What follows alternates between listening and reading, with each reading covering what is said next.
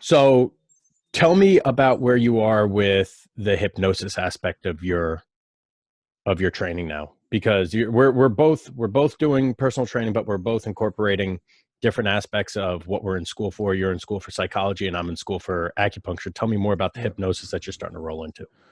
So, I mean, hypnosis was something I was reading into for the last couple of years. Then I did a good old course back at home in London with a branch of hypnosis.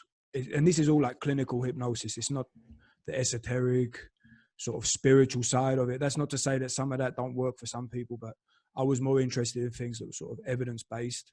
And there's actually quite a lot of stuff, a very interesting, bits with a scientific basis for a long time now. So since for over 100 years, it's been used in different clinical settings such as dentistry or hospitals. And anyway, the course I ended up doing was something called cognitive behavioral hypnotherapy. So it takes the elements from CBT, cognitive behavioral therapy in general, and some of the parts of clinical hypnosis, and it combines them together, because what they found was in a bunch of interventions that when you combine the two together, it has a synergistic effect. And that was what that was from. I did uh, 3 different courses in that. And now I'm just in the study of just applying it in a lot of different areas. I think for what we do, the nice thing about it is it really allows you to encourage the parasympathetic system. So that's where I see the biggest use of it, especially for right now. And I use it a bit with visualization stuff. Also trying to encourage these sort of peak states so you can actually do them. I really like combining it with different types of breath work, then using some different hypnotic language. And I mean, all that is basically suggestions. And then, you can use that as a good way to sort of get the mind right before you start training. And then I like to finish things up with some sort of, guided hypnotic stuff. It borders on, meditative work, hypnotic work, and then just like progressive muscle relaxation or even autogenic training. And I think that, altogether is quite nice. Can you go into what you do for the pre-workout stuff? So what would be your pre-workout Sure. routine? Sure. So, I mean, basically, what they found was there was some great work that come out of Hungary back in, I believe it was the early 80s. And there was also a branch in Stanford that studied a lot to do with hypnosis. And what they found was that hypnosis doesn't need to be a thing where it's all about relaxation and sleep. Because for some people, it actually did the opposite thing. It made them feel more alert and more active, even though they were, giving these suggestions of sort of really like amnesia or sort of really calming the body down. So pre-workout style, what I like to do is I like to do different breath work anyway, just to sort of invigorate the system. So you can start with different box breathing. You can go into holotropic breathing or pranayamic breathing, which is, I mean, like the Wim Hof method is really popular now. And that's a thing that's based off of a method called Tumi, which is this sort of super ventilation work. And that can feel like it gets you kind of very concentrated and very present, which is quite nice. And for me, the definition of what hypnosis is anyway is a focus point of attention. So like singular point of focus. And some people say that it bypasses the critical factor in the brain. If that's true or not, I don't quite know. For some people, they sort of get into the zone of it really quite nicely. And other people, it takes a bit of time, but it seems to be that the more you train with it and the more you explain what you're trying to do, so that the more that people understand it, the more effective it can become. So I wouldn't say that the pre-workout style is like specific one thing or the other. It's just a blend of different things. And then based on the person, you blend it for what the context is in front of you. So it could be, for example, let me give you a good example. We could say we do some breath work at the beginning. So you could start with box breathing, where you have your inhalation, you have the hold after the inhalation, the exhalation, and then the hold after the exhalation. This is really common for things like, I know that it was used in the SAS for snipers, for example, because it helps to keep the body really relaxed and to have like a singular point of focus, because all you're worried about is counting your breath in, holding, out, holding. So it keeps you like sort of very present. So you can do stuff like that. And then you can even warm the body up with the Toomey type of breathing work, which is sort of, you know, large inhalations through the nose. And they know, I mean, loads of people are talking now about nasal breathing and all the benefits of it, which is really quite interesting. Large inhalations through the nose, letting it either out of the mouth or the nose. And then you can just start increasing the cadence of it. And then this can become very sort of energizing and energetic. And then in the moments where you're in this, let's say, high feeling of like this super oxygenated feeling, or, you know, lower, like this more hypoxic feeling that you can also go into. In those moments, it's quite nice to use different hypnotic language, such as like, you know, becoming aware of the sensations in your body, feeling your body more. You know, you can even drop sensations of, you know, what the effects of the oxygenation is doing on your body to a cellular level, if people are that way inclined or not. So it's just trying to get people sort of really focused and concentrated and engaged in themselves and what they're doing before they start training. And I think that's quite nice. So like with all my different athletes, I know what they want to do, what they want to achieve, what their goals are, what do they feel like's holding them back. So then you can just start playing with that too, you know, because they're sitting there in a moment where they're feeling really pretty, you know, dazed, almost in like an altered state. Then you can start dropping, you know, things in, like, you know, consider this aspect right now, or do you understand what I mean? Like, it's hard for me to just say this is the blanket what I do with everyone, because it's not the case at all. Like, some people, I mean, and that's also why I don't say, oh, I'm a hypnotist, or you know, because I'm not really. I'm like, what do we really do, right? If we're honest, we're personal trainers, right? You know, no one likes to talk about it, but if you're gonna meet the layman, what are we? Yeah, we train people in a really personal way, and you've got a blend of different tools, and that's about it. I mean, you can go on and on about, you know, physical preparation specialist or sports psychologist, or, you know, but at the end, I mean, what a load of rubbish. You know what I mean? Like, we basically train people, and that's it. And I try to be as personal as I can in the approach and the way. That's why also I wanted to end up doing my doctorate in psychology, and I think also why you ended up going into the acupuncture field, right? Because, you know, you just add more value to people, and the only goal of our work, in my opinion anyway, is that the person leaves feeling better than when they arrived. And if you can keep trying to do that over and over again, and not just telling them, but actually backing it up with other bits and bobs, then you know, you've done more right than wrong.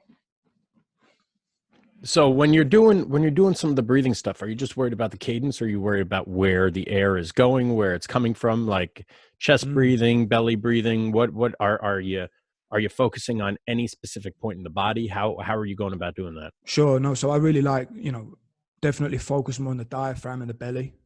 So a lot of the time I get people, even if they know what they're doing, just have their hands on their belly. When it gets very vigorous and very, very quick, you can suddenly very quickly go back up into the chest. And some people, and I've heard and read other people say that they don't care where the breathing goes, but I mean, if you're going to do it, you might as well try and do it do it properly. And I think that, you know, going through the diaphragm has a lot of benefits. So chest breathing is also very good. And I mean, even breathing in and out through the mouth. I mean, I do bits in and out through the mouth, in and out through the nose, and I just change it up. And I think it's just this, you know, building up this relationship that you can have with your breath and what you can do with it. I think that's quite interesting. And it's just, mate, honestly, like half the people that I train, you know, same as you, they've been training their entire life. I like to just chuck in new things every now and then with them. Some people love it. Some people don't really like it. They do it once or twice. They say, I don't want to do that no more. That's cool. You know, do you know what I mean? Yeah. Yeah. So with parasympathetic state, return to parasympathetic state, it's associated with diaphragmatic breathing, but the sympathetic state, you know, your fists are clenched, your chest is rising up and down, your shoulders, you know, it's like chest, throat breathing type stuff. So I would think that pre-workout, you would want to do more chest breathing, or you don't want to get them too excited, because if you're going to do something pre-workout, you don't want them to be, maybe you don't want them to be chilled out. I don't know. Yeah, there's arguments for both. I mean, yeah, I know that some guys like to train their people and keep them in a parasympathetic state almost with their breathing. You know, that's one way of doing it. For me, I want people, especially at the beginning, to be working in the diaphragm, because I think as well it's a nice warm up before then what we're getting into, you know, warming up this sort of, you know, area of the body. I don't want to say core, but you know what I mean? Like in this sort of trunk of the body, get it moving in and out, and, you know, and definitely increasing the associations with that. But with regards to, you know, chest or diaphragm, by the end, when it's going and you're telling people, just go, breathe, move as much air in and out as you can and as fast as you can, you know, you go into the chest, I don't think it's that big of a deal. I don't, you know what I mean? Like, I think, you know, I think it's hard. I mean, it really depends what you're doing. If you want to relax people at the end, I definitely think it's not worth going into the chest. Yeah. When you're doing, you know, trying to sort of, I use it for a bit of a warm up with different people sometimes, then yeah, if it goes into the chest, I'm not too bothered. Because I think in the end, it's going to, you know, you can, I mean, it's hard. If you're like telling people to bring in as much air as possible, they use a bit of their belly and their chest. And I Yeah. mean, how much do you know that they're only using their diaphragm and they're not using their, you know what I mean? So I think people can get a bit concerned with the details on that. And I don't think it matters too much. Not in that circumstance. I think, you know, post-workout and trying to, you know, go into this parasympathetic state, definitely long exhalations, and especially through the nose, is really good. Yeah. I also think I had a conversation with someone, I forget who it was. It might have been Cal Dietz. And we were discussing breathing, and they had said that they want to be in parasympathetic as often as possible, even in sets, because what it kind of does is, or in between sets, because the second you start working out, you're in sympathetic, right? Like you can't help it. Your blood pressure is going to go up, your heart rate's going to elevate, pupils are going to dilate, you know. So it's did I say dilate? Yeah, dilate. So it's gonna be an automatic sympathetic state, but you want to essentially what you want to do, you want to practice being able to go from sympathetic to parasympathetic to sympathetic to parasympathetic. You want to be able to flip flop back and forth as quickly as possible.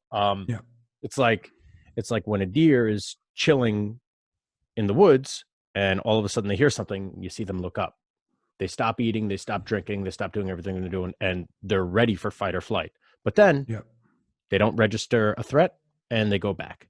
They go back to eating, relaxing, and then it's like as if nothing ever happened. Whereas, I mean, you know me personally, the second I go to sympathetic and I'm just like, motherfucker, like let's go. And it takes me like hours to get back to normal. Like I'll even, it'll fuck with my sleep later in the day the second I get juiced up. So to train yourself back and forth, I mean, it's almost as if, I mean, there's no real benefit in working yourself up even more so than you already are, unless you're like a power lifter, someone with a very simple task. In sports, I'd argue that you want to be as parasympathetic as possible because there's a lot of cognitive function that needs to go on, right? So the second you become sympathetic, it becomes more amygdala and hypothalamus, rather than being able to utilize your cognitive thought. It's more primal. So the emotions will end up getting the better of you in the sympathetic state. So when your emotions get the best of you, then decision making becomes less optimal, because that the emotions will end up influencing. That's why if you're ever in negotiations, you need to just keep your heart rate as low as possible. You want to make sure, because the second your heart rate goes up, your epinephrine will start, epinephrine will start secreting, and then it goes in the bloodstream and it just like tacks on and tacks on and tacks on. Rather than keeping your heart rate low, it's a lot easier to control your mental state. So again, with team sports, there's decision making, there's evaluating, right? If you're in the sympathetic state, it's a lot more difficult to do that. And it's just fight, or literally that's what it comes down to. We either go in and we fucking brawl, or we got to run the fuck away. I mean, even fighters, I'd argue you want to be as parasympathetic as possible because it's a chess match. You want to be able to think as clearly as possible. Yeah, 100%. I mean, there's a few points there. I mean, I know in terms of fighters, there was, you know, some, and I'm not huge into this, so But from some of the people that I know or I've heard of, like Marcelo Garcia, who's a jiu-jitsu guy, he's like sleeps until he just about competes. I think I've even heard someone say that, you know, he's still yawning as he sort of gets on the mat. You know, I know Fedor Emelianenko, he plays cards before he goes out. I think Krokop also was playing poker and stuff like this. I mean, these guys are trained warriors, right? So if you can trust in your system that it knows what to do when the threat's there, I mean, if you're walking along the woods and then something jumps out, you're not thinking, right, I need to do a warm up and an activation before you start running away. Your body knows what to do, you know. And definitely one of the issues that it seems to be with like this sort of chronic stress, and that's why so many people, when they do like different breathing work, you know, people cry or they have these amazing experiences. For them, it's really profound, and all it is that basically they calm the fuck down for the first time in God knows how long. Do you know what I mean? So, you know, there's a great psychiatrist that worked with the British cycling team who did fantastic work in the Olympics and stuff like that. And he used to psychoeducate a lot of the cyclists there and say about teaching them about the different parts of the brain. And he had a really simple way of doing it. So you got like the human part of the brain, like this prefrontal cortex, which is very new. And this part is sort of like rational, logical, seeks fulfillment, sort of these new variables that we have in our current day life. And then you've got the chimp part of the brain, which is between 5 and 10 times as powerful as a human. And this part is just, you know, is based on the old animalistic side of us, which is more focused on sort of food, sex, protecting of the ego and different things like this. And this is the part that can sort of kick off and start this sympathetic state. And then you've got the computer part, which is receiving stimuli, going to either the human or to the chimp part. Most of the time it goes to the chimp part because that's just the thing that's been trained over and over again. And then it sort of executes this movement. I mean, how many times, I mean, you know I've acted like an idiot a couple of times for no specific reason. You know, it didn't really need it. It was just the chimp felt attacked, so the chimp come back out. Do you know what I mean? So, you know, and that's why the breathing stuff's good. And that's why I love to have people in the sauna doing really hard workouts in the sauna, because the sauna, everything in your body's telling you you've got to get the fuck out and that you feel like you're going to die. I've had people that I do different like mental stuff or psychological stuff, whatever you want to call it, with them in there, and you can actually instigate panic attacks because it's the same kind of system that gets activated. And I know that that's also why people love like the ice baths and all the Wim Hof stuff. And I know that like Laird Hamilton does these cool camps where he chucks people in and out ice and saunas and underwater stuff. And a lot of that is just you exposing yourself to really stressful environments that your chimp part of the brain is like, I need to get the fuck out of here, otherwise I'm going to die. And the human part learns with exposure, with time, to just sort of like zoom out a bit, and it's like, it's going to be all right. And then you can have these very wonderful feelings afterwards, and you build up self-efficacy and confidence because you've just managed to control your breath. I mean, your breath is really, you know, it's got to be the most important thing out there. I mean, or one of them. I mean, food, you can go for weeks. Water, you can go for a couple of days. Your breath, a couple of minutes. So, you know, getting this good relationship with your breath is very important. And I love that aspect of stressing with like different environmental exposures, sauna, like cold tubs and stuff, teaching people, you know, showing them how to control their breath. You do it outside of this environment first, and you just start playing with it. And then before you know it, people can be finding that they actually have this really great, overwhelming feeling when they're sitting in the tub of cold water, because all they're doing is just very long inhalations, exhalations, staying very parasympathetic through their nose. And then when you get out, of course, then you have also great feelings. You know what I mean? Yeah.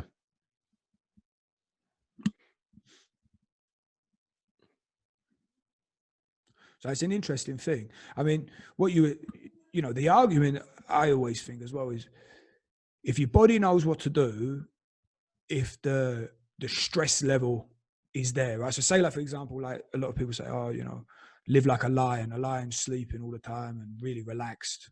And then when it's about to hunt or go for a kill, it could turn its system on like immediately, right? You don't see it doing any sort of, you know, activation work or whatever you want, or stability work before it goes and does it, right? It just knows what to do.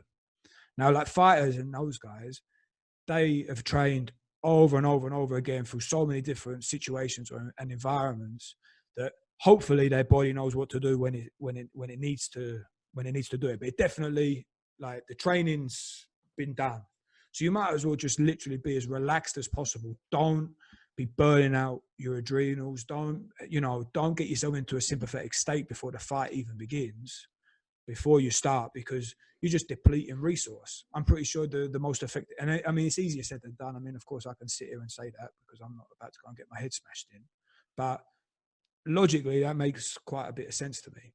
And like with my ice hockey guys, I get them, like, they might, if they're lucky, they might play 20 minutes a match, right? If they're lucky. So the rest of the time when they're sitting on the bench, what you do, focus on your breathing. Because if you're breathing right and you can come back down, you can actually look at things and you're not just constantly depleting your resources. You know, like how many times you stress yourself out when you don't really need to be doing it. You know what I mean? Yeah, that's a delicate balance, though. And the whole lions don't stretch before they kill thing, or before they hunt.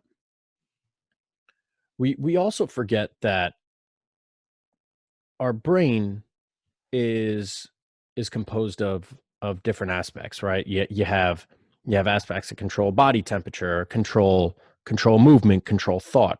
Our sections of the brain that control thought are much bigger. They're much more dominant, okay, than they are with any other animal. Whereas the other animals, their frontal cortex is smaller, but what ends up being bigger? Their motor cortex. So they have a significantly more advanced mind-body connection, right? Their brain can control their body. I mean, did you ever see the hairless chimp? Like what they look like chimps. Oh yeah, bro, they're fucking jacked. Dude, yeah, seriously, Jack. Yeah, they sit around and eat bananas all day and like occasionally move. You know what I mean? Like lions are the same thing. Like they'll sprint once a day and that'll be that. Like, and sometimes they'll like play with their friends and shit, right? Whereas we need to work out and take steroids in order to look half as good as these hairless chimps. And a lot of that comes down to the hormones and their motor function, right? They have realized, or their ability to realize their current strength is significantly advanced to ours. So the thought process of, hey, I'm going to play cards before, the NBA championship or Super Bowl, like, yes and no. You want to be as chilled out as possible. You don't want to be that guy pacing in the locker room like, oh, motherfucker, right? But there is that delicate balance, and this is what I was trying to figure out with Kevin before his games, because I mean the way that the NFL and the NBA and the MLB, the way that they do their warming up process, it fucking sucks. It's real. Oh, here comes the dog. Hey, Freya. She just came in for a walk. She's losing her mind. The way that the professional sports do things, it sucks. It's really inefficient. It's good for TV, but it's bad. It's bad for the athlete. It's very, very, very inefficient. So, I mean, Kevin will get to the facility like 3 hours before the game, 2 hours, and he sits in the fucking locker room for an hour, right? Getting changed, getting in the zone, whatever. Then the next hour, he spends like stretching and doing some stuff, and then he'll like warm up, right? Maybe 2 hours before the game. And then once he's done warming up, he has to go back to the fucking locker room. And they go over like, oh, we're going to do the team meeting, or we're going to do this, we're going to do that. And then they chill there for 15 minutes, and then they have to go out again. So NFL, you get an hour before the game, you start warming up, and then you go back in the locker room for a half hour. Then they have like the 20 minutes of, the flag ceremony and all this stuff. And guys, and the NFL's in the middle of the fucking winter, so guys are just sitting there on the fucking side, on the sidelines, freezing their asses off. So it's a very inefficient way to do things, and these guys need to be warm, right? But how are we going to? And in order to have a proper warm up, you need the joints to be lubricated.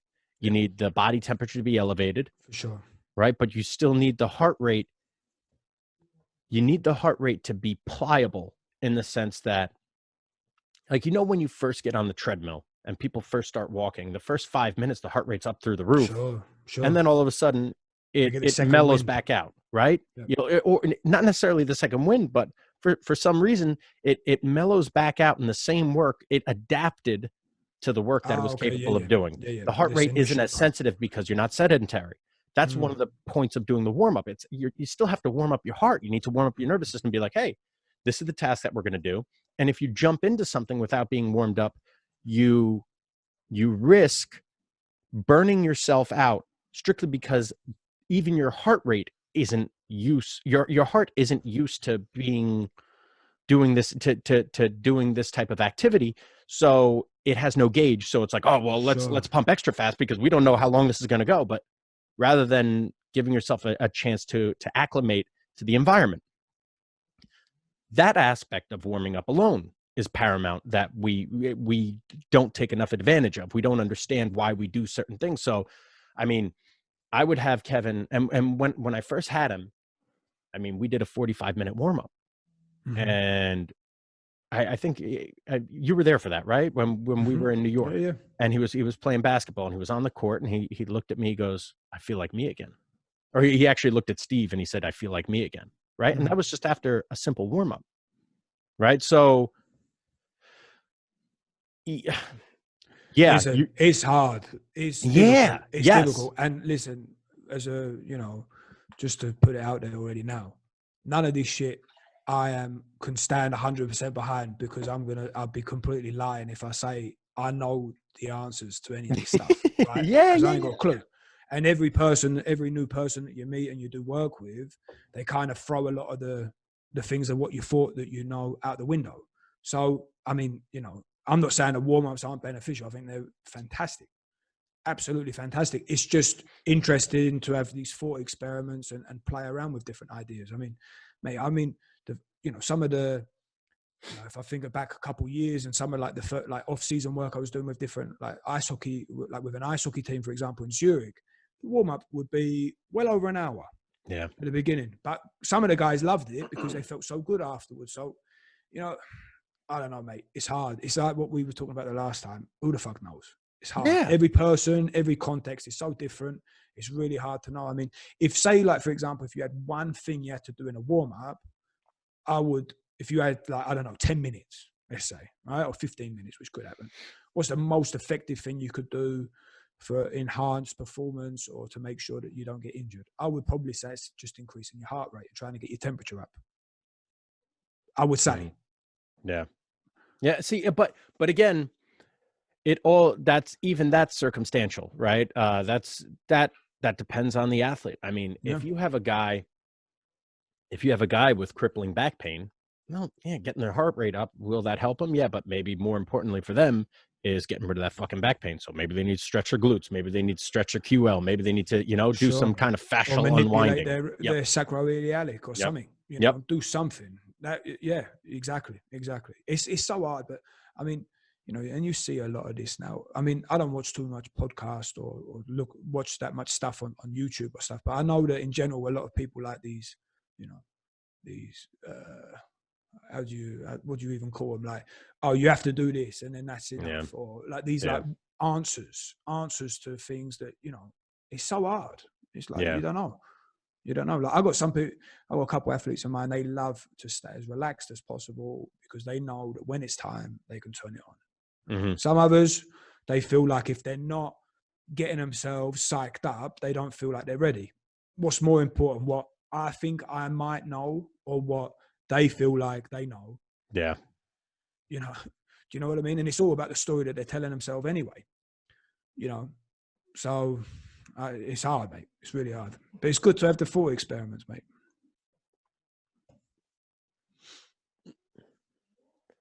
How about for your post workout, your cool down?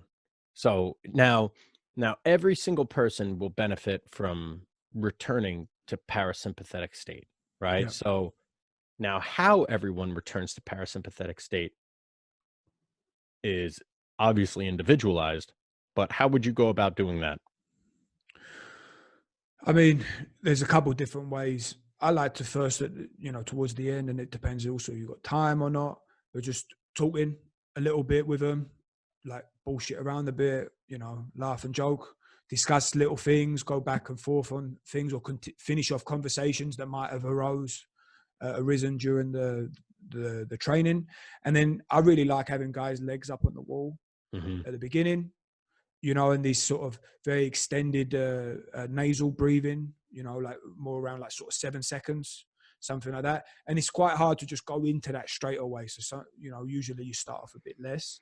And then one thing that I really like to do is after that, like they feel already a bit more calm, then you take them away from the wall, and then you just do more like progressive muscle relaxation, which is, you tense through a sequence throughout the body.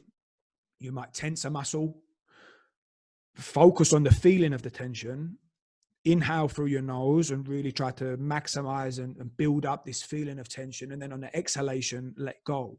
And it's called that tension release breathing. And I blend it.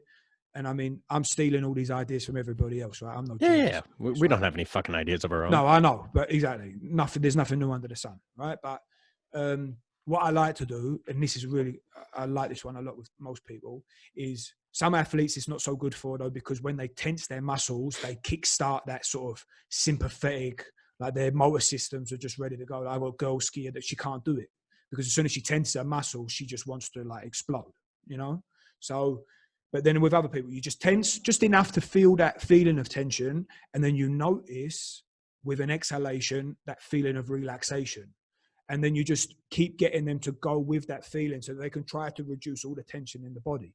So but you have to guide it, right, with your voice, because your words that come out your mouth, these are like bells, like Pavlov's dog, bell, like, based on your words, they can create conditioned responses in people. So and that takes time also to develop the relationship and to know, some people like this feeling of sort of sinking into the floor. Other people like the feeling of feeling light. They can both do the same job, which is just to relax the body. But what's nice about this tension release breathing, going back to it, is starting off with an actual physical tense. I say, for example, like squeeze your fist. Inhale, really notice the feeling in the forearms, throughout the wrists. Try to even feel like a pulse down there. Like try to feel this muscle tension. Breathe in nice and deep. Hold it just for a second. Build that tension, and then on an exhale, nice, soft and slowly release, and keep on releasing that tension. Right. Now, what I want you to do is to tense it the smallest minimal amount that you can. Go back into feeling those feelings of tension, because always there's still a lot of residual tension visible there. And then go through the same process. And then another one I like to add, which I learned from some of the cognitive behavioral hypnotherapy stuff, is it doesn't matter if it's real or imagined for the body.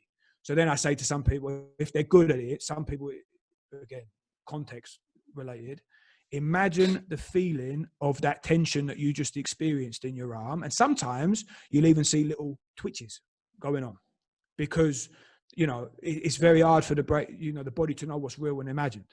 So if you're telling them to imagine that feeling of tension, you might see slight remnants of it, and then again, let it go on an exhalation. And then you can go like that throughout the whole body. And that can be really nice and relaxing for people.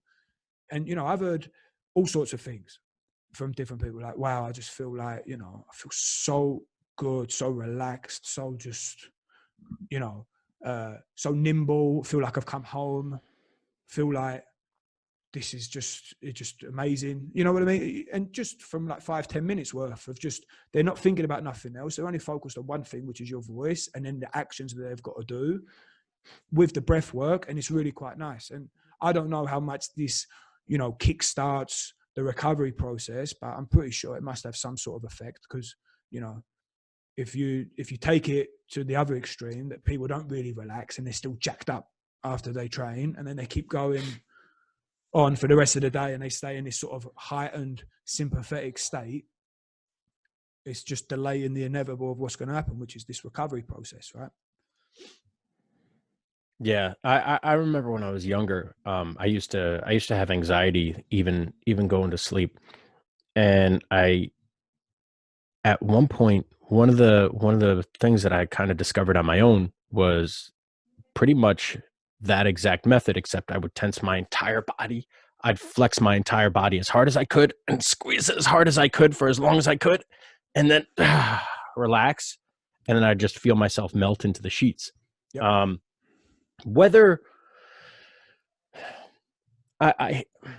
whether that increases your sympathetic state temporarily and then helps you go back to parasympathetic or not, it's a way of releasing tension. There was this guy, John F. Barnes.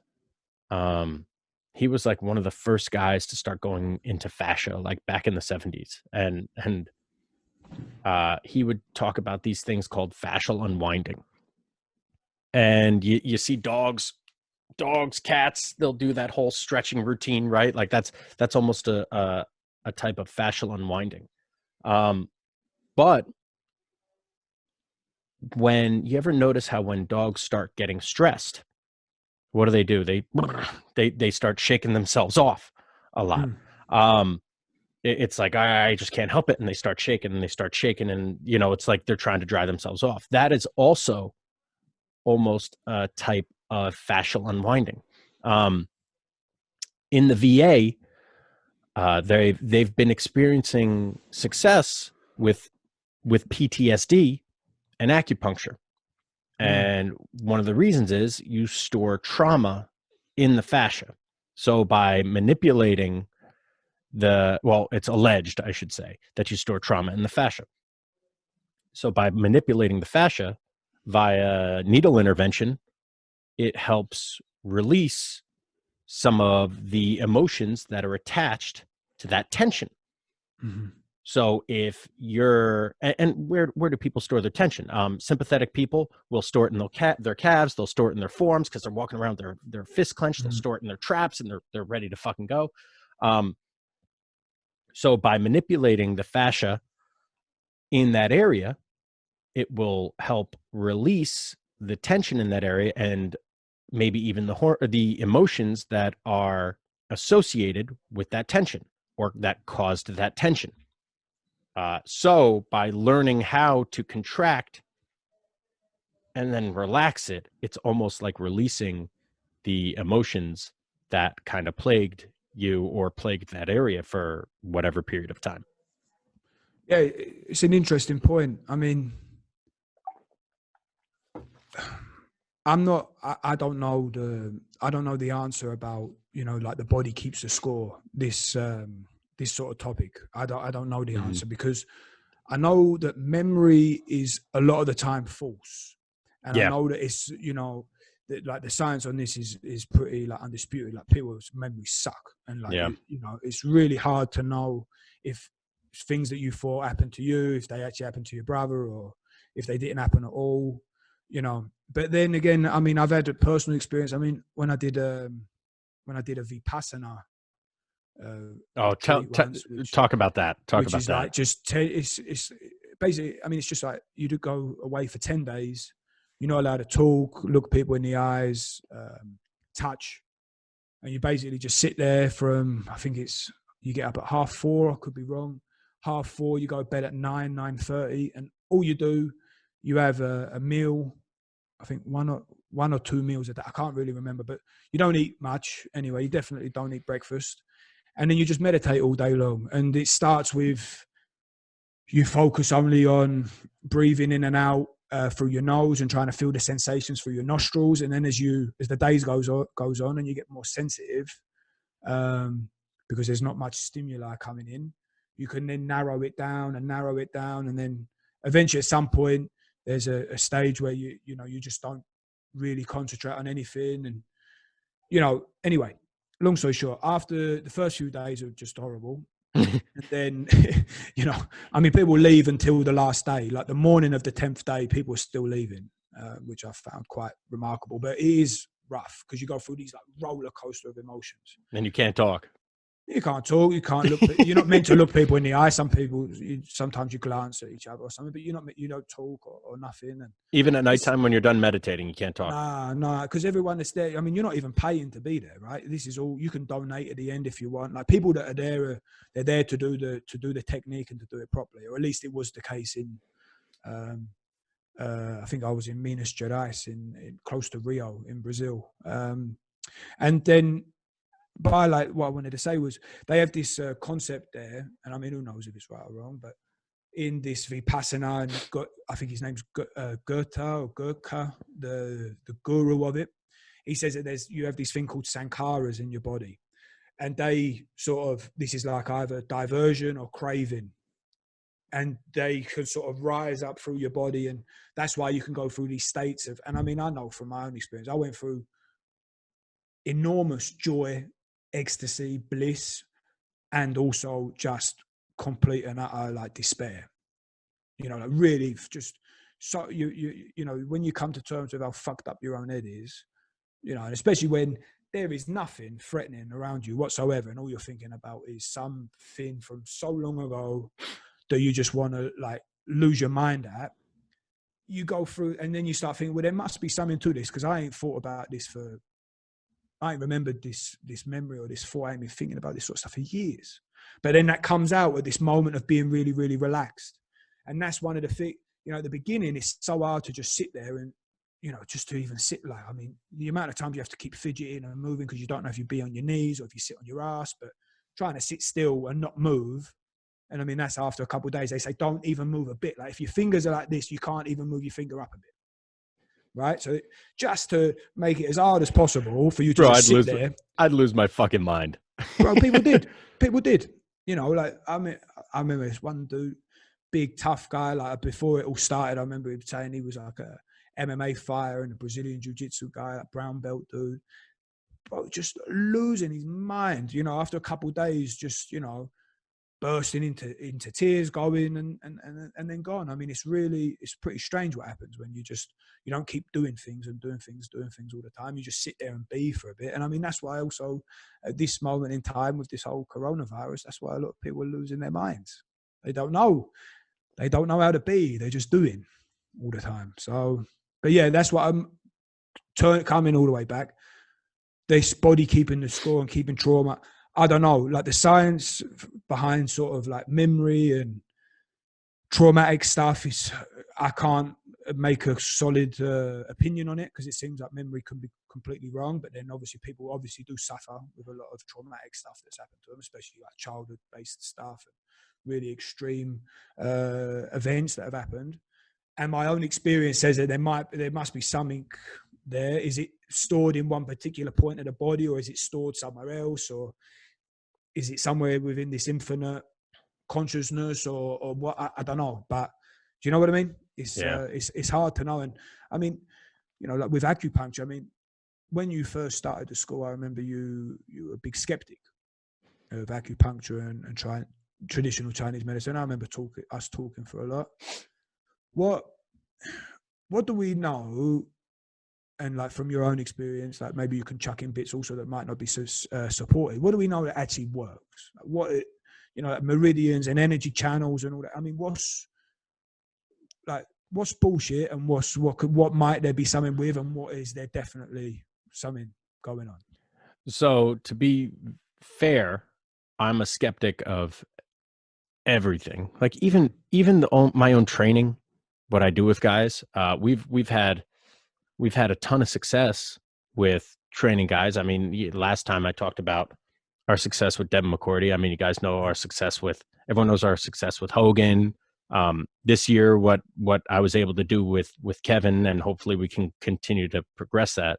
And even that, I am very skeptical of what I'm doing. I'm trying to have people criticize my work as much as possible, logically, not just have some, random monkey just throwing shit at my work, but have someone that knows what they're doing, give me some good thought on it.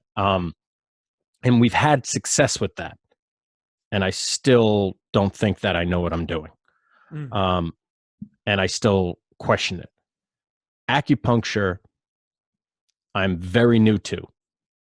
And even before I started, I was very skeptical of. And even now, I'm still very skeptical of it. However, that's also my nature. So that's not to say that it doesn't work, but there's certain things I buy, certain things I don't.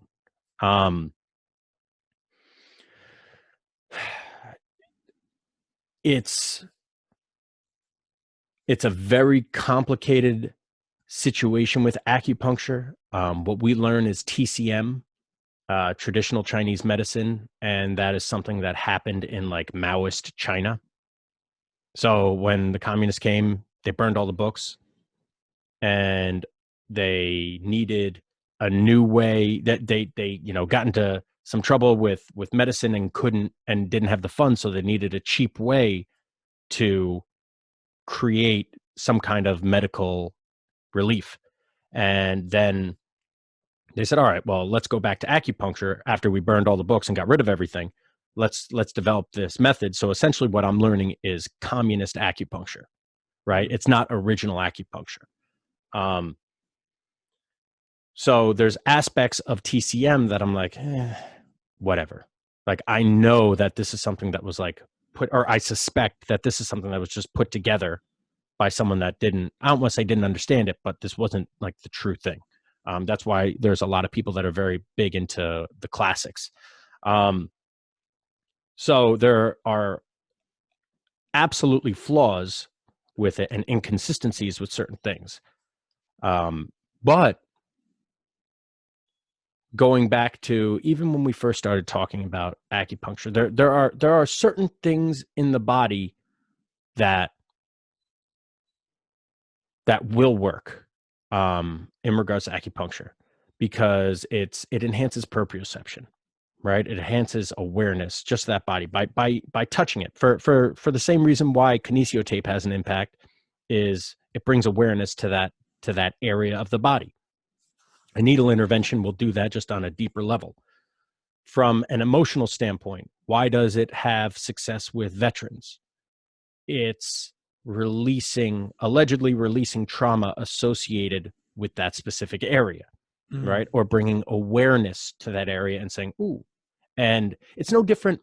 I kind of look at the trauma aspect as, you ever smell a familiar, the olfactory senses is the most powerful memory invoker, right? So it's like smelling something that's really familiar. You close your eyes and it takes you back to second grade, right? You smell like a grilled cheese and soup, and it makes you think of that time you were sick when you were younger and your mom gave you some comfort food or something like that. Or an old perfume and an old girlfriend or something like that. So Sure. So there are certain feelings associated with emotions, and that's a reason why a physical intervention with a needle could have success. Now, even going more in depth with the acupuncture, and that's just an emotional standpoint, not necessarily a physical standpoint. From a physical standpoint, have I had success with treating pain? Yes. Now, pain is, to understand pain, it's something, it's a figment of our imagination. Yeah. Right? It's something that we create. And people tell me, no, I'm not making this. I'm not saying you're making this up, right? Pain is not, you're not making up the fact that you are experiencing pain. No one's refuting that you're making this up. You feel pain. We believe you. However, all pain is, from my understanding, is just a message that's sent to your brain. Your body perceives something. It sends it to the brain. The brain processes that information and gives down other information and says, hey, you need to stop doing this. And how are we going to do that? We're going to manifest that message as ouch. Right? So a lot of people, when they're injured, this is a very long response, but dude, easy. We're good. It's just us the two on here, isn't it? Fuck it. I mean, I'm enjoying it. Keep going. A lot of people, when they're injured, they stay in pain for weeks and months and sometimes years. Injuries fucking heal by then. Think about when you cut your arm. How long does it take to heal?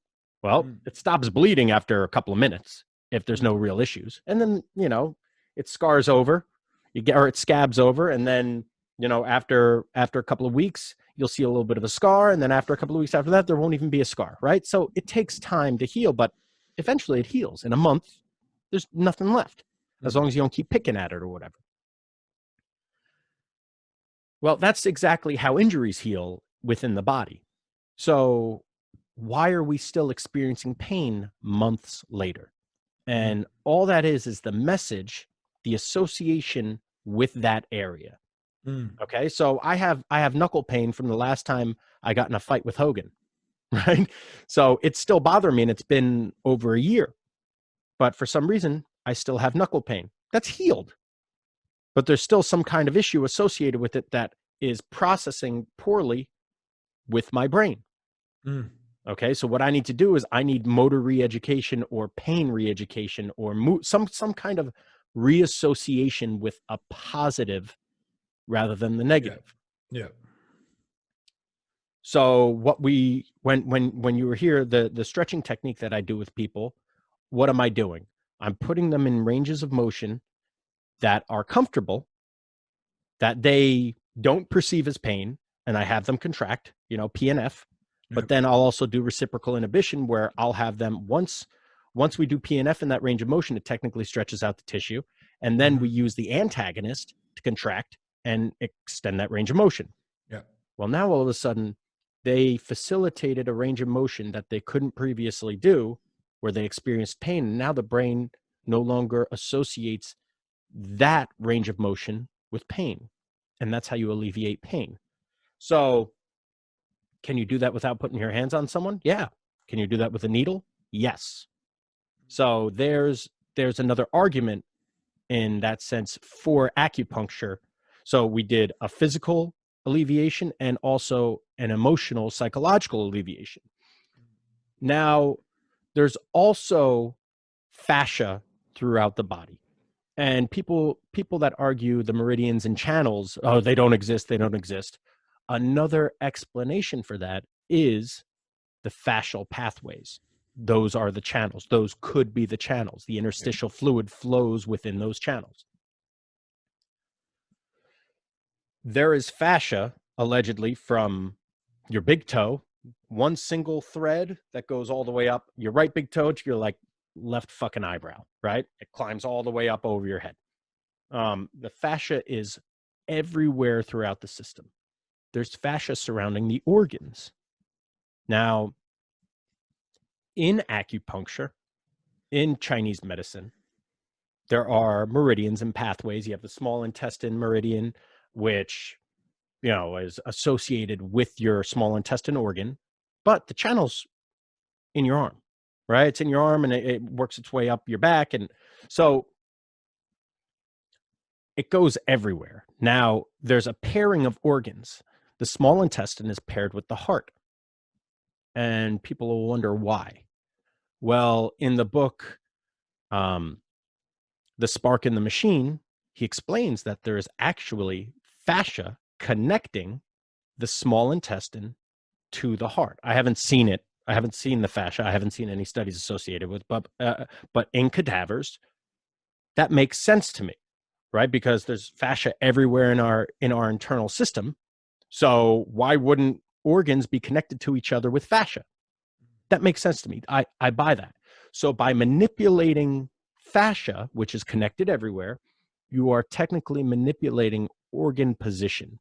So I know if I slouch like this, okay, and I try to take a deep breath, it's restricted. Why? Because the position of my organs are restricted. It's a strange position. So if I change my posture, all of a sudden I can take a deep breath. Well, what did I do? I manipulated the positioning of my organs, but I did that just by posture. So there are micro manipulations that can occur through fascial manipulations that can occur through needle intervention, or same thing with the, you know, stretching, Eldoa stretches. Yep. They can do similar things. The needle happens to be more acute and more direct.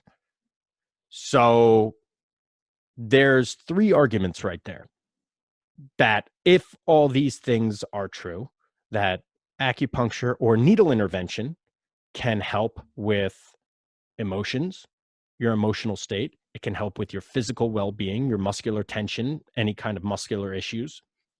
And it can also help with organ function via improvement of positioning, or at least alleviation of stress within the tissue of the fascia holding those organs together through distal contact. Because if this fascia here is connected to my heart, I can manipulate it and have some impact on the heart. Now, where it becomes a slippery slope is how much is too much? How do you know that you repositioned it in a good way? How do you know that you didn't fuck things up? And my argument is, as long as you're not overly aggressive and you're passive with certain things, you might not get the immediate impacts, but the body is fucking smart. The body's goal is to always function as properly and appropriately and optimally as possible. So by increasing awareness, increasing proprioception, by placing the needle in that area, it is allowing the body to realize, oh, there's something there. What's associated with that? And anything associated with that kind of like chills the fuck out and goes back to where the body wants it to go. But it's no different than having a muscle like shut off, right? Like inactive muscles. Oh, we need to do glute activation and we need to do that. And people don't know how to recruit their glutes. Just like the guy you were talking about, last week, the hockey player that couldn't contract his glutes. He walked like the pregnant duck, right?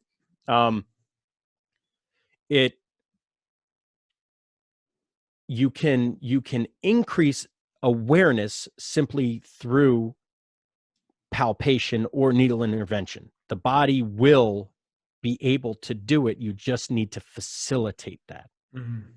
Right? So I look at acupuncturists as the ultimate body workers in facilitating awareness. So if you are an acupuncturist and a personal trainer, right? My job as a personal trainer is to help you realize your potential, whereas an acupuncturist's job is to help you realize your health. Mm-hmm. So my goal on both ends is optimal health yields optimal potential. Sure. For optimal performance. Sure. That was good. I mean, there's a couple different questions that I've got, because I think that there's definitely something to, I mean, the needles are fantastic. I mean, anyone that's had dry needling done, you can't say that it doesn't have some effect, because it has a very, very big effect. I mean, it can't be used too much all the time because it's so intense. But it has a huge place in it. Now, one of the things I was always thinking about with acupuncture is some people rant and rave about it, does tremendous things for them. And I know certain people, and they're not idiots, that say about it. And I also know other people that I also respect that say it doesn't do anything. Now, it's not that either one's right or wrong, but I think there might be also even more that's going on with acupuncture, especially with the needles, than, or at least from my perspective, what I think might also be going on and aiding with the positive effect of what's happening, because it definitely, there's something there, especially if it's gone on for so long. Who knows if it's based on that traditional acupuncture of what you said and compared to the communist acupuncture. I mean, I don't know anything to do with that, but I mean, just the fact of, one of the meditative techniques that people really enjoy and says it helps them to relax is like a body scan. Yes. Right? It's like shifting their attention to their feet. Mm-hmm. And when you focus I mean, it's very hard we were talking about this the last time. It's very hard for the mind to think about more than one thing at a time. Right? So if you're only thinking about your feet, that can help you to relax a little bit and help you breathe in to calm down. And especially if it's joined with other stuff. Now, if I'm lying on a table and I know you're about to stick needles in me, I'm very aware of the surface of my skin. And I'm just waiting for it to be touched and for it to be manipulated. And does it hurt or not? He said it's not going to hurt. And do you know what I mean? So You're already in this sort of very meditative body scan style where you're not really thinking what's going on in here, but you're more aware of the external, which is one point. I think there's going to be some influence too on like the level of belief. Like some people, I've met people and they say, yeah, you know, I just know that acupuncture it does a lot for me. I just know it, you know, and it wouldn't, even if you threw some studies at them, they wouldn't care, because as far as they're concerned, it's the thing, right? Yep. So, and we know, I mean, me and you have talked about placebo for years, and, you know, the amazing thing with placebo is placebo works even when people know they're taking a placebo. So, you know, and, you know, even nocebo is just, it's the same concept of placebo, but just in the opposite direction. That's what also people, that's my interpretation of it. You know, if something doesn't work because I know that, you know, just one thing that you like to say, nothing works on me. Well, that's the same concept of placebo, but just flipped upside down, because that's your interpretation, your belief of it, right? So I think there's that point too. I think, you know, being probably in the environment, you know, knowing you're going to get it fit, you know, your awareness being on the body, then just this overall sense of relaxing the tension in the body with the needles, because we know from, like, I guess normal acupuncture isn't quite as deep as dry needling, if I'm correct, right? Is it a bit? It depends on it depends on the practitioner. However, Mm-hmm. dry needling is typically, now dry needling is an aspect of acupuncture, whereas not all acupuncture is dry needling, right? So dry needling is typically done for muscular relief and where the muscles. It depends what muscle you're trying to reach. So yeah, it could potentially be deeper. However, there are some, like there are points called the Huato Jajis where they'll either go in shallow or they'll fucking go all the way in right down to the base of the vertebrae. Okay. Crazy. Okay. So it depends.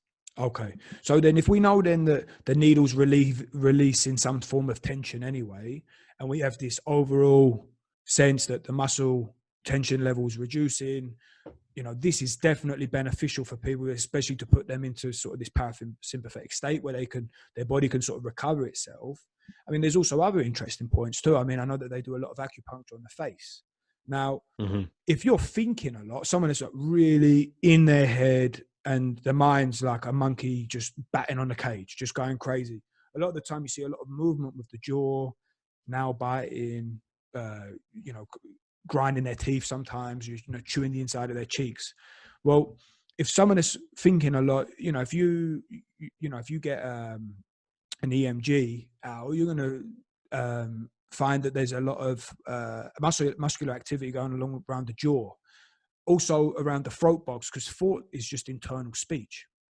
So, for example, like with some of the techniques I do, I like to tell people, right, you know, allow your mouth, like get to the point where you're so relaxed that your mouth just hangs open.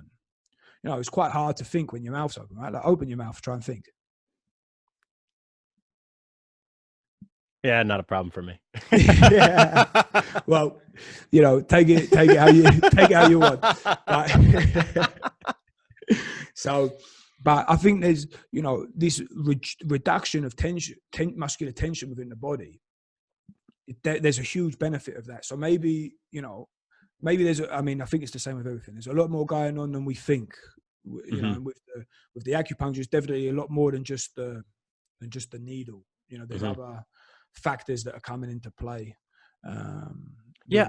So I mean, even to use the body scan, right? Having full body scans and just taking time and going, you know, inch by inch throughout your entire body, that makes people feel better. That can decrease pain, right? So now, even if the acupuncture points don't necessarily work or the pathways don't work, by piercing your body with needles, it is an enhanced body scan, because now you know there's a needle there. You might not even feel it, but your body knows there was an invasion. So it's going to send things there. I mean, acupuncture causes a histamine reaction. Okay. One of the things that, I mean, whenever you put something on your skin, your body knows it. So I could rub my finger just like this for, you know, a couple seconds, nothing happens. I do it for a couple of minutes, nothing happens. I do it for a couple of hours, it starts getting really, really red. I do it for a couple of days and it swells up. Right? So even something as light as this, the body will still send things there. So that means that even with the couple of seconds of rubbing, even though there's no visual response, there still is a physiological response, because if it happens in the long term, then it also happens in the short term. Right? So by piercing it with needles, there's still going to be a physiological response associated with it. That's why if someone's having intestinal pain or stomach pain or any kind of pain, like they want to send the chi or send the blood or anything like that, you're needling that, and then you're sending energy there. The energy, the brain will send things there. It increases. And you know, again, the language that everyone seems to have problems with, myself was included, it just comes down to metaphors, right? Like even if we have our explanation of a hyperactive thyroid, right? That term, hyperactive thyroid. Well, 200 years from now, we could be like, oh, those stupid primates calling it a hyperactive thyroid. Oh, that's so stupid of them, right? Whereas 3,000 years ago, they called it like heat, excess heat or excess yang, right? It was just their explanation then. It was their metaphor then. Even the hyperactive thyroid now, that terminology is still a metaphor for something that's occurring in the body, right? So it's all just language. So all we're doing is we're sending messages.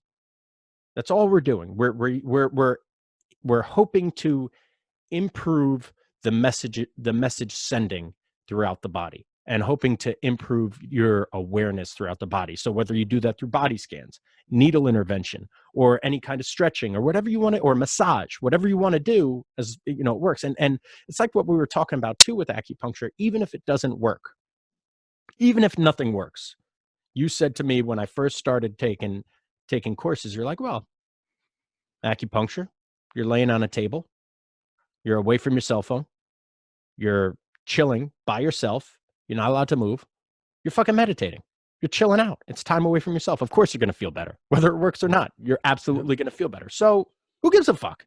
It's an excuse to feel better, even if acupuncture doesn't work, which I happen to think in aspects, when used properly for certain situations, it can benefit. Sure. And I mean, it's just interesting, mate. I mean, there's just so many different ways to get to the same sort of place, you know? Yeah. I think if something's lasted for that long, there must be something to it. Yes and no. That's a dangerous argument. I mean, yeah, all right, I'll take it back. But I think that there's, I don't know, because I mean, it's hard to know, again, like what we were saying about what you said about before, about the original things getting lost and all. I mean, who knows what, you know, what was there before? It might have been the same thing. I mean, it might not. I mean, who knows? But you know, there appears to be something there. And I mean, with, like, for example, PTSD guys, I mean, you know, they're even finding out other interventions are being really effective for this too, like different MDMA therapy, and psilocybin, and all these other things. And I mean, there might even be translations of what we were just saying there, of the different positive effects that you might get from acupuncture with that too. I mean, sense of being relaxed, maybe, you know what I mean? You know, having these feelings going throughout your body because of the experience of the drug. Do you know what I mean? So there might even be benefits of that too. I mean, I don't really know. I guess being relaxed and allowing to feel things, like, you know, a lot of the time we don't want to just let things happen.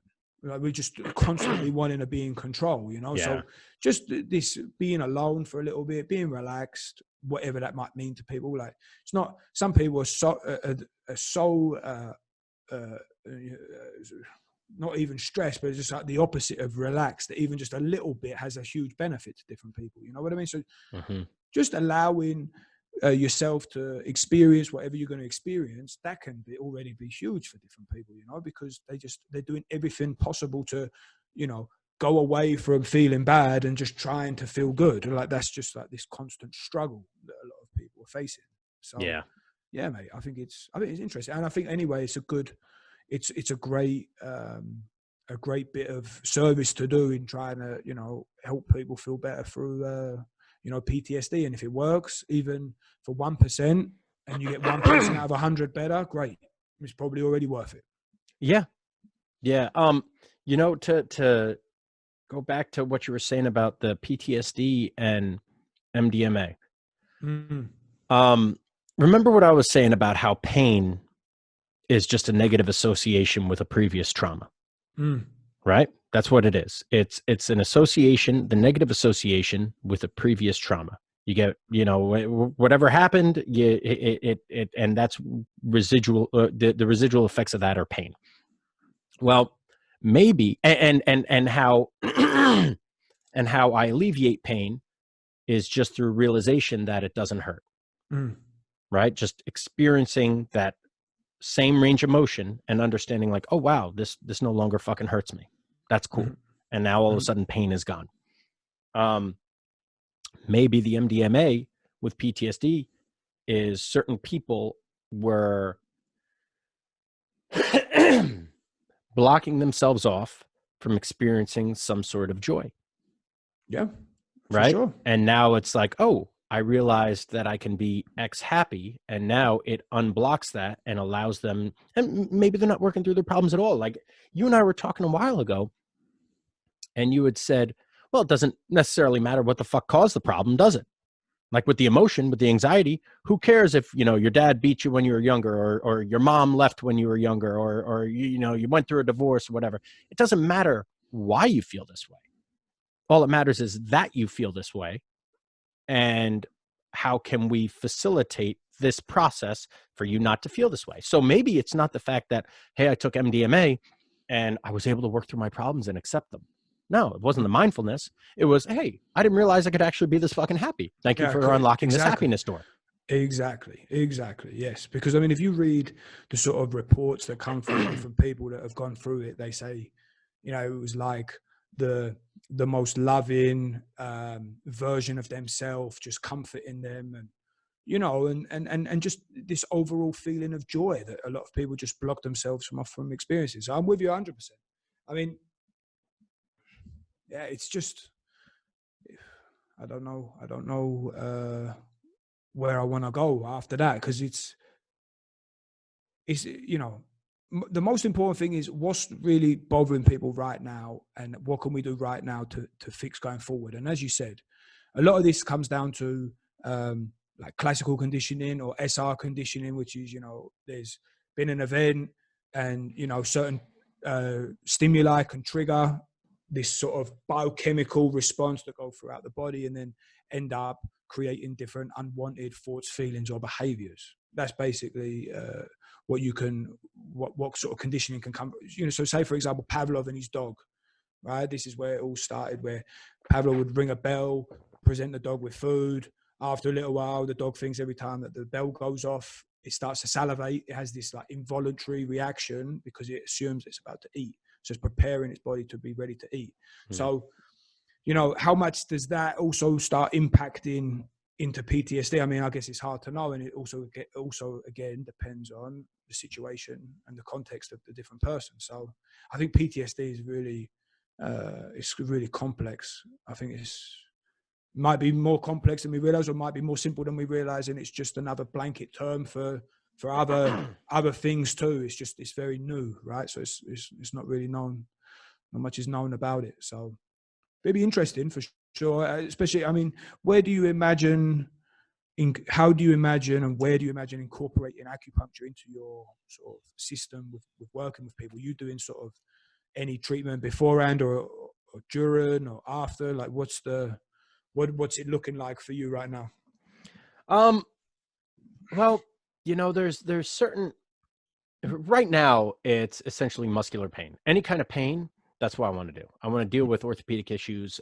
However, like to piggyback onto the PTSD shit that we go through, I'm not opposed, if I ever learn how properly, I am not opposed to to facilitating um, relief of anxiety, a Mm. relief of depression, or some kind of emotional issue that's occurring at the time with acupuncture, right? So I see myself being um, more and more of a specialist for certain demographics, Mm. right? Like I'm the one-stop shop for guys where You know, they're going to a massage therapist, and then they're going to their acupuncturist, and they're going to their osteopath, and then they're going to their personal trainer, and they're doing all this stuff where I can also almost put everything in one. Sure. And because of that, I will be with people for a significant period of time during the day. So if they happen to experience certain emotional disturbances or situations that change their emotional state throughout the day, there's certain interventions that I can implement to help alleviate that. So if that happens with acupuncture and PTSD, or I mean, essentially everything that we have, all our memories, negative memories, are essentially a post-traumatic stress disorder, right? Like any pain is technically some kind of PTSD. It's a sliding scale. Like I am not saying that, someone banging their knee or scraping their leg is the same as someone going through war, right? Like obviously they're completely fucking different, but they're also similar in the sense that the trauma will manifest as some kind of experience, post-traumatic stress disorder. It's some kind of stress that's disordering everything. But that's down the road. I genuinely see myself just being pretty much a body worker for the next few years and trying to get really, really good at that. That's what I think I'm going to add. But at pre-workout, I don't know. Girl, what you doing? What you doing? You trying to dig in the couch? Pre-workout, I'm not sure what I'll do with acupuncture specifically through needle intervention, because I'm not sure how the body's going to respond to something like that. Like, stabbing the muscle and then trying to recruit from the muscle. I don't know if that's the best process. However, utilizing the acupuncture channel theory and incorporating certain fascial work, stretching pre-workout, especially to alleviate pain, or even intra-workout, or even, acupressure points. I'm not opposed to utilizing the methods with that. I think that's, and I'm doing stuff like that right now because I'm not legally allowed to do any needle work with people. I can still apply the same theory and principles to any kind of body work that we do, even through vibration therapy. Utilizing, and the cool thing about the channels is any point on the channel, and it doesn't have to be specific points, right? There's over 365 points in the body. There's probably significantly more than that now if you include auricular acupuncture, scalp acupuncture, all that, and even abdominal acupuncture. There's probably significantly more than that now, or there's definitely significantly more than that now. But any point on the meridian, on the channel, can treat the channel for pain. So if I'm having pain in the back of my shoulder, I can press on this point and it can alleviate pain, because the channel flows all the way through here and goes to the back of the shoulder. So as long as it occurs on that channel, I can alleviate pain distally or locally. Really cool. So that's one way I would be able to treat my athletes or treat my clients pre-workout without even having to worry about any kind of needles. Sure. But acupuncture has taken my thought process with body work and with training to a whole new level. Like it really has. It's a great skill stack, especially because you entered into this field as a skeptic. Yeah. You had to be proven correct. It had to prove itself to you. That's probably also the best way that you managed to go into it. And I really like this concept of skill stacking anyway. I mean, that for me is, that makes a lot of sense right now. And pain's very interesting because, even with, going back to how we started it off with different like hypnotic stuff. I mean, hypnotic language is also quite effective for different pain modalities too. I mean, I know that in a lot of workshops, they get people to have like, these big, what they call it again, like crab clamps or whatever, that you can pinch the skin that would usually create quite a bit of pain, and you can teach people how you don't feel pain there no more. You can put your hand into ice. You can put needles through your skin, and how many times have you ended up with a bruise on your leg? You got no idea how it got there.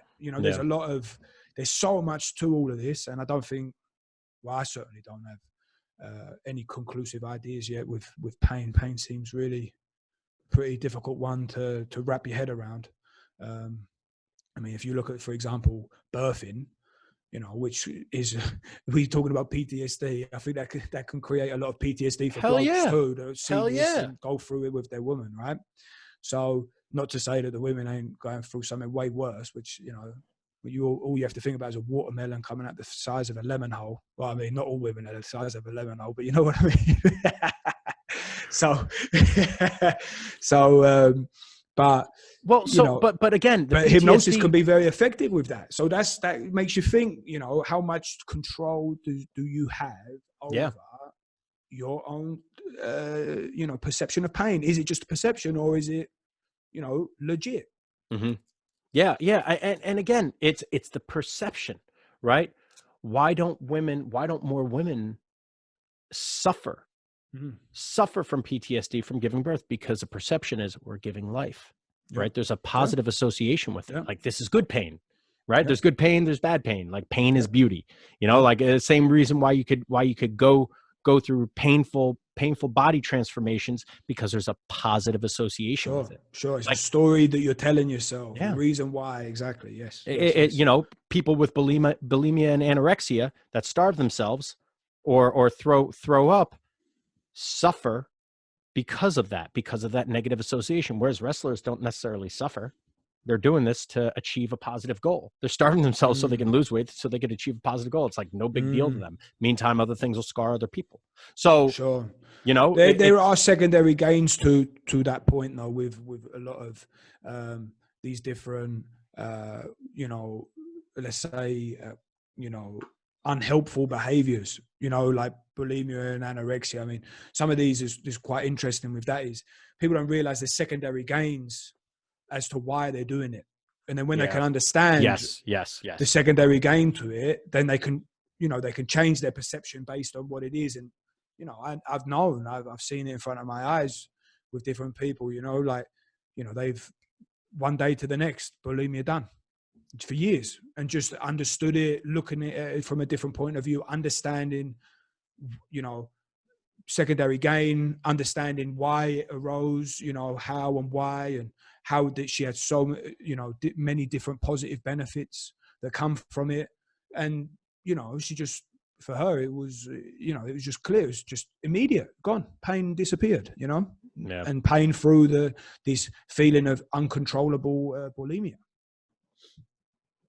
So, yeah, but it's fascinating, bro, isn't it? It's just, you know, I think, you know, we've known each other a long old time now, and we still don't know anything. Do we really? I mean, we don't, you know, a bit. People seem to be happy to do bits and bobs with us, but I mean, Jesus, I don't feel like I don't feel like we're anywhere yet, to be honest. So, yeah. Let's conclude that. Yeah, let's. This nearly about time anyway, isn't it? So let's stop recording. recording, and then we'll say goodbye. Getting out of hand right now. Yeah, she's so cute. So Vicky and I weighed her, and she's 22 pounds now. So Vicky and I we're really afraid that she was going to be under 20 pounds, because what do you call a dog less than 20 pounds? A rat. A rat. So at least she's 22. At least she's no longer a rat. Yeah, bless her. She's a little sweetheart. Look at that smile. Yeah. She's good though. Can you feel her ribs, or does she have some space to gain a bit more weight or not? Yeah, she's going to gain a little bit more. I think she might actually get up to 30 pounds, but I mean, it's still pathetic. We wanted like we want a dog at least double the size of this little rat. But it's okay. She's perfect. She's good, man. She's good. Little dogs. I mean, it's not until you have one that you realize there are some good things about them. I never thought I'd say it,